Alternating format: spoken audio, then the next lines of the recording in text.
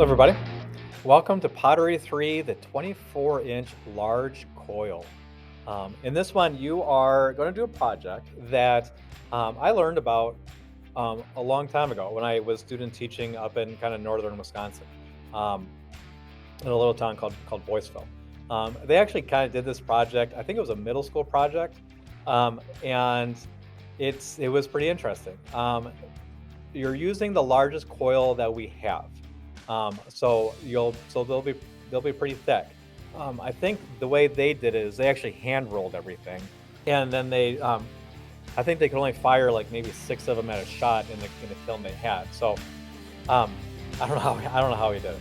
And we're gonna do the same thing. It's just to get the experience of kind of larger pottery, and the advantage that hand building has over the wheel, kind of at our level. You can definitely throw things that are super large on the wheel, um, but it gets super tricky. And everything starts with these coils, even on the wheel. Um, and you actually start hand rolling.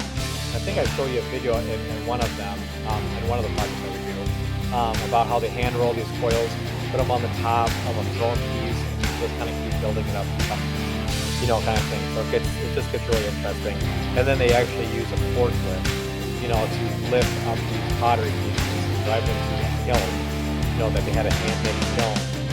So you could create these super large pieces, kind of thing. So the more you learn about something, the more you realize you don't know, but there's such a huge world out there. So this one, you're just going to do 24 inches, which is big for us, but it's not, massively huge, kind of thing. And if you're short an inch, that's not that big a deal. But go just like you remember from pottery 1 and pottery 2, clay shrinks.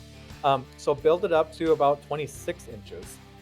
So when it shrinks down, it'll be 24 as opposed to going to 24 and it goes down to like 22. Okay. Um, the assignment says you'll incorporate learning about. You will continue learning about coil pottery. This time, set the extruder to the thickest coil to create a 24-inch coil vase, incorporating 4 different types of coils. Your choice of clay color, you do choose your clay color. You just have to all agree if there's more than one Pottery 3 student. Okay, so whether it's red or if it's white clay. 5 things you learn from the video and the project and calendar sheet. So you'll have to watch this video. Sketch out 2 different ideas. And then the grading part down here is something I covered in a little bit. Now I do go over that if you don't want to do the incorporation thing, because it's like I've already done that before, with my first and second project, and you really want to know what it's like to smooth out the outside, of your piece as well. You can do basic coils all the way up, and then you can smooth it as you go, kind of thing, and have more of a smooth vase versus a coiled vase. So that is definitely an option if you want to take that kind of thing. But come up with an idea for both. You do have flexibility on your design. Do you want to stay, traditional? Do you want to try to create something a little bit more unique? That's completely up to you in terms of how you do it. Just sketch out 2 ideas and talk to me about it. The grading, write that reaction, your sketches, that's 5 points. Students will incorporate 4 different types of coils or smooth out their design, that's 10. Students create that 24-inch pot, that is 15 points. Try to make sure it's around 24. 23 is okay. 22 really starts pushing it. So again, make sure you go bigger, when it's wet because it shrinks. Students will create a pot with a high level of craftsmanship. So that's where you're at. You've had this for a full year already. So make sure you go in and make sure that your coils are good. They're not cracking all over the place, or if you smooth it out, that it's smooth and it's not all this rigid, thing that you have on there, but you've really gone in with that rib and really done a nice job with it. Okay. Other than that, it's kind of about it.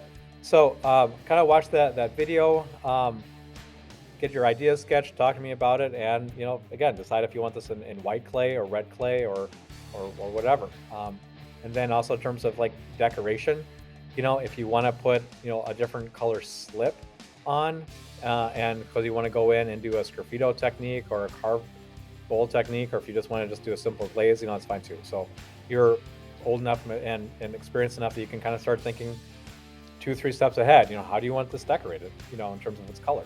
So Okay, sorry. Good luck on the project. Again, let me know if you have any questions.